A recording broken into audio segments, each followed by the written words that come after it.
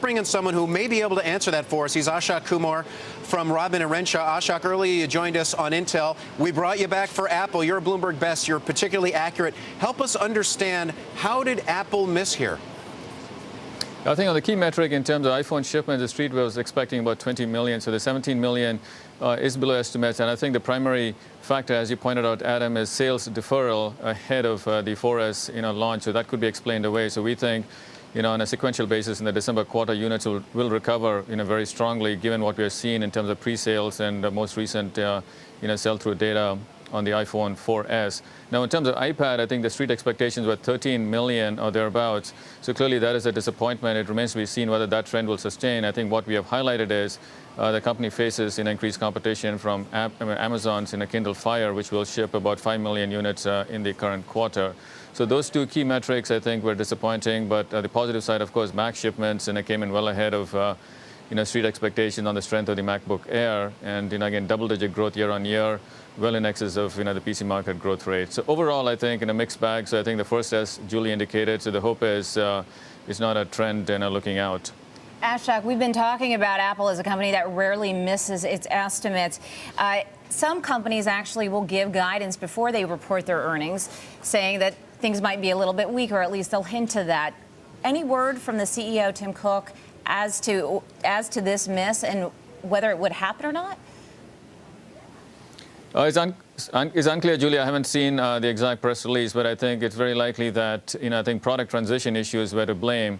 And once again, on the tablet, the iPad category, the company continues to dominate. We expect the company to maintain about 85% market share near term and dropping to 65% next year as Amazon ramps up. But near term, I think the product strength centers around three areas, right? The MacBook, of course, the iPad, and the iPhones. I think we still think the company can sustain 30% top-line growth next year, 20 to 25% earnings growth on lower margins.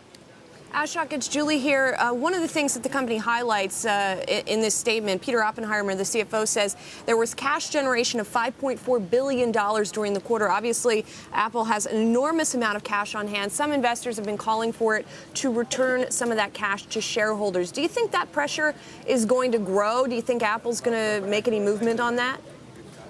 I think, Julie, that's a very important point. Under Steve Jobs' tenure, I think he categorically pushed aside that argument in terms of either buybacks or dividend. That might change under Tim Cook's tenure. So I think that remains to be seen. So I think the company, on an acquisition basis, they tend to make only tactical acquisition, not they don't go elephant hunting.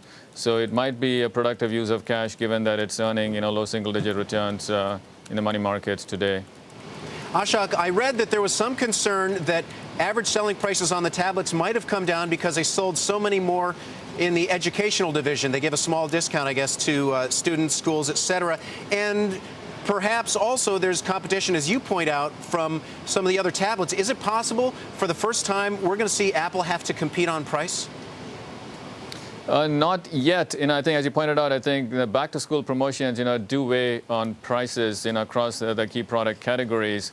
But I think Apple will be forced to respond, down the road if the Kindle Fire is a runaway success, which we think will be. So I think from that perspective, the $600 price, tag is not sustainable because the company very quickly saturates the addressable market. And question on the 4S versus just the iPhone 4. How many of the sales do you think potentially could have been deferred into the next quarter, and how much of that deferral accounts for why they're guiding up for the next quarter? Yeah, that's a good point. I think historically about half the sales have been upgrades from existing Apple users, the other half being new sales and switch over from other carriers and vendors. So that it's hard to make a guesstimate in terms of what those numbers are, but it's very likely that a substantial portion of the volume shortfall in the past quarter came from sales deferral. Ashok, we've heard from a couple of investors, not the least of whom is Leon Cooperman, talking about what Apple does with its cash. Of course, many shareholders of the stock would like to see them do a buyback, perhaps pay out a dividend. Any mention of that in this release? I haven't seen any of that yet, but that doesn't preclude it from happening. I think Steve Jobs' posture has been, if investors are unhappy with the stock performance, they're welcome to take their money and move elsewhere. So I think the stock's performance has spoken for itself, but that might change again if we continue to see a string of disappointing results, that might change. But I think we don't see that given the strength of the product line, looking out the next 12 months. Beyond that, those are the known unknowns. Okay, Ashok Kumar from Rodman Renshaw, a Bloomberg Best. Thanks for joining us. I know you're going to be writing a report, sending it out to your clients. We'll be reading it tomorrow when it comes out. Thanks for joining us. All right, there's still